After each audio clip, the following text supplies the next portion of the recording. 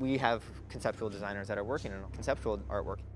Weta will do a whole other round of research and development and come up with a whole bunch of new suggestions just to make sure that that's the best and make sure that contributes to most of the story, because they know the apes better than anybody. I mean, they live and breathe with those guys, so they know what'll look cool on them when they move. They know what will work in the render, in the lighting environments and so on. So they'll bring all that to the table to make sure that it is the best it can be. And they're like that in every single detail of the movie. I like working with Weta specifically because they love movies. I knew that they had a love for the title. And it really kicked off their mentality, their thinking about visual effects. Those Planet of the Apes ape suits, the prosthetics, made them want to do something in the computer. And there's nothing better than to have partners who love the story and love the franchise and love the underlying material. The whole backbone of our methodology and how to make this movie successful is that you put a great actor into the role and then you just transfer their performance directly onto the CG model. And that's where the success lies. Bang!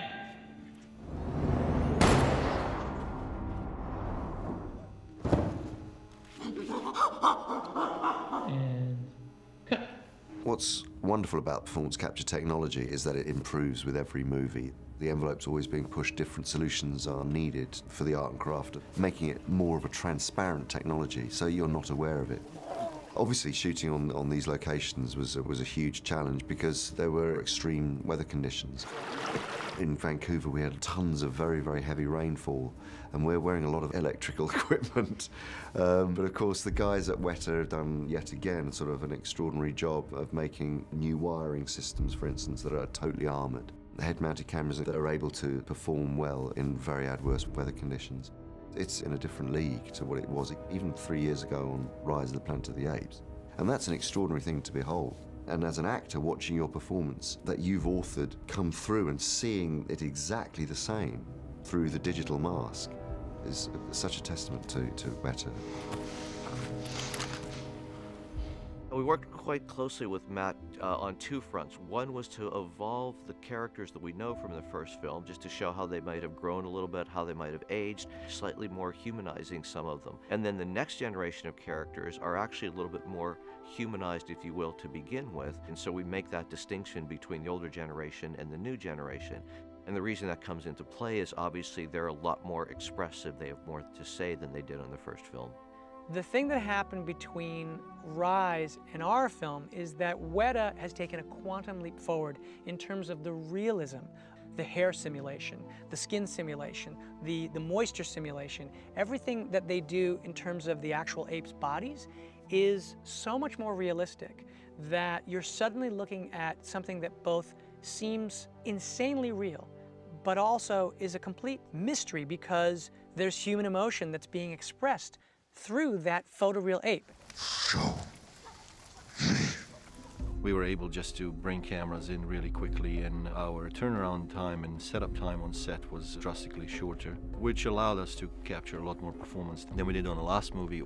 Our entire pipeline went through a big sort of rehaul, and that made it much easier to deal with huge amounts of data. We actually custom built a new camera for this movie, which is the next generation of the camera we're using on a stage. Normally, it's optimized for what we do. We built new housings for the cameras, no lights, no exposed parts, again, to be able to protect them from the rain. I think we had altogether close to 100 cameras, or probably actually more with the mock-up stage. There are two supervisors on this film, animation supervisor, Paul Story and myself. We supervise motion, and that could be anything from directing motion capture shoots to animating or working with a team of animators who are animating a crane falling down. It covers the full range.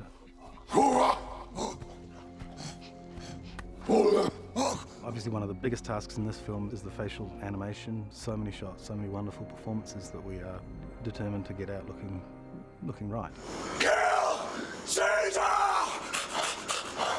Now take him with fire! Our job is to pretty much recreate this character's performance. We pretty much copy the live performance of the character as much as possible.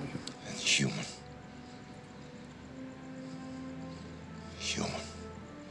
will not forgive.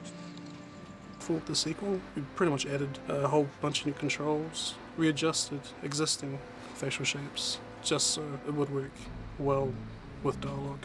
Before we even start with the facial, we have to get the actual motion capture data of the body so that we can work off that. So body comes first and then the facial performance comes afterwards. We'll start from the photography when we're on set. We'll set up our performance capture equipment and we'll put the actor in the suit and we'll have them go and participate in the scene just like any other actor would. We've got these dots on their bodies and these cameras on their faces, and they're recording all the movement that their body and their face is doing as they're going through the scene. When Andy performs, we use the motion capture cameras to track everything, and what we'll then do is track those back onto a figure of Andy, and that's done just as an accuracy test. We want to make sure that we are really seeing what he did and performing that. So then the next step is to translate that to Caesar's performance, and we have to go through a process of really adjusting the different proportions of the character, you know, the limbs and the body length and so forth. We go through a similar evolution with the face. It's all about subtleties. You can see here, for example, Andy's not moving much, but you can see that his anger is building. So we have to find ways to add that onto the CG character, onto the puppet. So all that intensity, all that subtlety of the performer goes into the CG character. All our controls are based on anatomy. So you're not making Caesar smile, you're making him move the muscles that trigger the smile. We've aged him a little bit from the first film. He's got a little bit more gray in his hair. Some of the wrinkles are a little bit deeper. But one of the things that we changed more subtly was we made a few more tweaks to his facial geometry and his facial rig to more closely match Andy Serkis and try to get more of the nuances of Andy's performance. Ready. When I came on, I actually said to Weta, I said, you know, there are places here, whether it's the sort of pink under his eye right there that makes him look so sad, everything that Andy was doing, I was like, can we make sure that we get every single bit of that detail and somehow put that into Caesar's face? Because the challenge is that the shapes of our faces are different. So the anatomy of Caesar isn't exactly the anatomy of what Andy's face is. So how do you get that expressiveness and still put it into a face that isn't Andy's? The biggest challenge for Caesar still probably is just trying to capture the emotion of Andy. The director's looking at Andy so often, he's seeing so many different things and different aspects of the emotion that we might not be seeing. Well, that moment I do think is, I mean, I think that when you come out, I think it is intense. I think it's... It's really just trying to capture Andy, and there's aspects of our puppet that actually are almost identical to Andy as far as the way the folds over the eyes are larger than a lot of characters we sort of see, and just the way that the eyelid folds underneath that. Yeah, just articulation with the mouth and just default poses Andy has. It's something that we really try and capture there. We scoured through every kind of documentary and reference photographs from zoos, and we studied real apes that had some of the facial characteristics that we were looking for in our actors. And then we did make a few adjustments to their specific eyebrows and some of the folds in their eyes to better match the actors that were playing them. You see what they're grabbing from Toby's face, from Andy's face, from the other actors' faces. Like Terry Notary, who plays Rocket, you can see when he's doing certain things, and that's the amazing magic of what Weta is doing, is finding the way in which they can take the parts of the actors and the parts of the apes and meld them in such a way that that emotion comes through. Caesar! Now, in the process of getting the movement just right, there's a lot of careful artistry and adjustment that has to happen in order to help the technical processes better match the actual artistic performance. As good as our technology is, it requires a human eye and a human hand to adjust and fit the nuances of what the actor was doing. Everybody loved the design of Koba and thought he was a great character, this kind of slightly twisted and damaged ape who now is released from the confines of human oppression. The thing that was fantastic about Toby's performance was just his sort of seething, vicious, evil faces that he would make. You really felt the malice, and then he was able to just suddenly transform completely, and every kind of sense of that kind of evil was gone, and he became this other kind of pitiable, innocent-looking ape. Trying to get home? Go on! Get out of here, stupid monkey! Go on, you heard him! Go! Go on! And it's all driven by Toby. Yeah, he's just great. Give him some, man. See what happens. There you go. Whoa, hey. Whoa, Okay.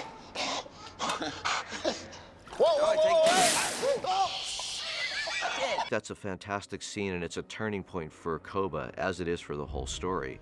And I think what really makes it work is that you can see how Koba has really gotten the confidence of these guys. He had this plan in his mind, and that's when you understand how intelligent he is and how dangerous he is.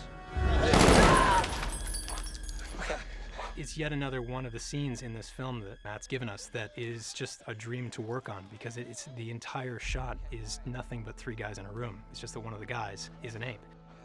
But it's kind of a combination of the best of the techniques. You know, sometimes it was a clean plate that the guys were acting against. Most of the time, in fact, it was Toby there with them, so you really get the three of them playing off of each other really effectively. So again, performance capture just really shines.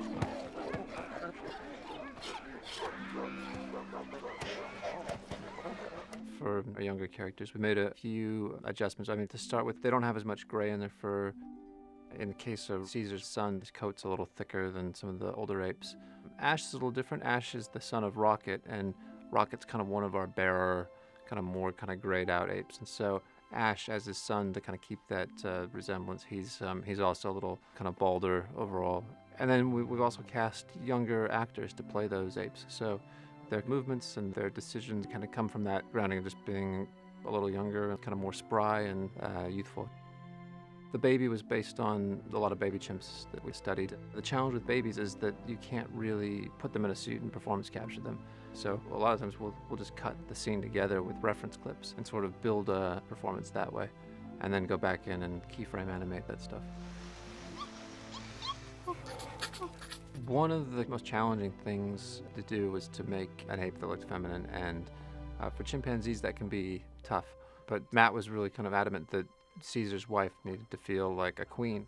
And so we basically looked at the sexiest chimps we could find. We ended up with something that Matt was mostly happy with, but he still wanted to get some kind of longer hair and to just soften her features a little bit. So it's probably one of the biggest design deviations from the real world, is getting Cornelia to look more feminine. It came down to quite a few rounds of design iterations, and we tried all kinds of ideas, and I think at the end it came down to a combination of balancing her body, but also small things like the angle of her eyes, the longer lashes that really pushed in the right direction.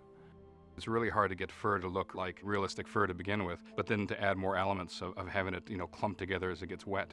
They struggled with that, but they finally nailed it. Some of the reference that we were able to get was because we have such a close relationship with the Wellington Zoo. They'd give us a call and say, hey, do you guys want to come down and check out the chimp? What I was able to do one of the times was see just how the water reacts and how it rolls off the fur. All the characters got completely regroomed. In the second movie, we see them like living in the open for like 15 years, so we have to show the realistic fur in all the states. Like we got dry fur, we got wet fur, we got damp fur, we have raindrops, dynamic raindrops in the fur. We even got war paint grooms that have like paint chips stuck to the individual hair. Caesar's groom is probably around 1 million single hairs. The average chimp is around 1 million hairs. And so now we're able to take into account what we call dual scattering, the way that light actually behaves as it goes through hair. Considering the fact that there are so many more apes in this movie, it was a big concern. We've got dozens and dozens of shots that have more than 800 apes in them, so it was a very busy time. The other aspect that has kind of crept in, and it doesn't turn up in many places in the film, but it certainly opens the film. We see the apes hunting, and everybody's wearing war paint. And then we see them again when they go to show strength and they're wearing war paint. So that was an entire, another design process that we had to go through of, what do apes come up with as war paint schemes for themselves? What does that look like? So the paint on the fur is yet another element that increased the complexity of what we have to deliver on this movie. It makes sense, just given where they are in their evolution, that they would be riding horses as humans did, for thousands of years as a prime way of getting around. And so we really thought that was important to show. And that was the actors riding horses, and then us replacing the actors, and in some cases the horses as well, just to get that sense of, okay, now these apes have evolved to the point where they actually can care for and ride horses, and you can see that as a symbol of a civilization developing. So the plan for those was to shoot the plates with horses in them and riders on the horses. make sure we get a clean plate so that we can remove the riders. But in a lot of the shots in this movie, you have multiple horses in frame, you have multiple apes, and sometimes you just realize that the task was going to be far too difficult to try and paint out the rider. So in those cases, you just say, all right, we're going to have to render CG horses for this. We've had shots already where people couldn't tell which was real and which was in the plate, so that's great. People wouldn't even realize the amount of work that happens on this shot. Even just having one person rotoscope the horses, they're tracing around these horses frame by frame, have to get the movement exactly right, pixel perfect. There can't be any lines out here. It has to be exactly to the horse, and you have motion blur and everything like that needs to come into account. So that person probably take a couple of weeks, and then this other artist did the reflections, and that itself would take maybe a week. And when you think that this shot is only 100 frames, it's a couple of seconds pretty much.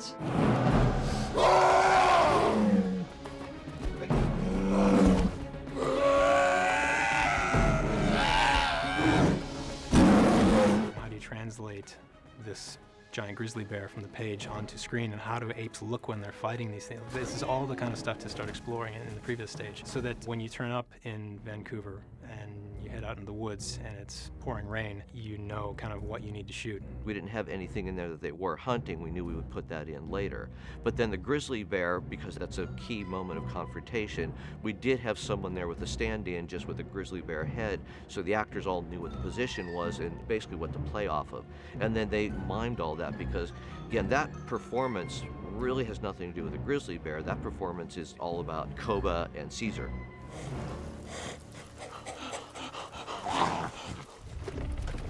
One of the things I talked about with Weta was how can they take this technology and put it in natural light, in real locations, in weather, in rain, and see how these models hold up under those conditions. Because my feeling was if you could take those photorealistic apes and put them in a place that was utterly real, would that increase the illusion? First of all, they were thrilled at the idea, and they said, absolutely, that will happen if we take them and we keep track of all the light, the way it's reflected in the woods, and then put that onto these models of the apes. When you take those images and put them together, it will seem 10 times more real. And so that's exactly what we did. There's a lot of work going on to kind of fill in the environment of the story. Some of it you'll see in the forest. A lot of that was locations, but some pieces of it had to be, extended. Like the dam had to be created as CG water. But a lot of what you see in the later scenes, especially in the human battle in San Francisco, had to be extended because a lot of that was shot on stages or different locations and extended to be part of San Francisco. Of course, the Golden Gate Bridge, again, is a digital creation as it was in the first film, but we had to age it and make it more decrepit and overgrown. We shot a lot of photography in San Francisco. Mostly, we shot a lot of aerial photography, and we shot a lot of kind of city street plate photography. But San Francisco is a city where you can't really shut the city down and dress the buildings up in ivy and plants and dirt. You sort of have to shoot what you shoot and then go back and clean it up. So we did a lot of traffic removal and degradation of the buildings and the returning of the sort of plant life to the streets and that as well. The Apes Village was a massive physical set, so a lot of what you see in there is constructed, beautifully done with all the sort of spiral-shaped and interweaving timbers. But we did have to extend that sometimes just to show the elevation and to show all the surrounding hills and the rest of the village extending around it and the landscape that it's in.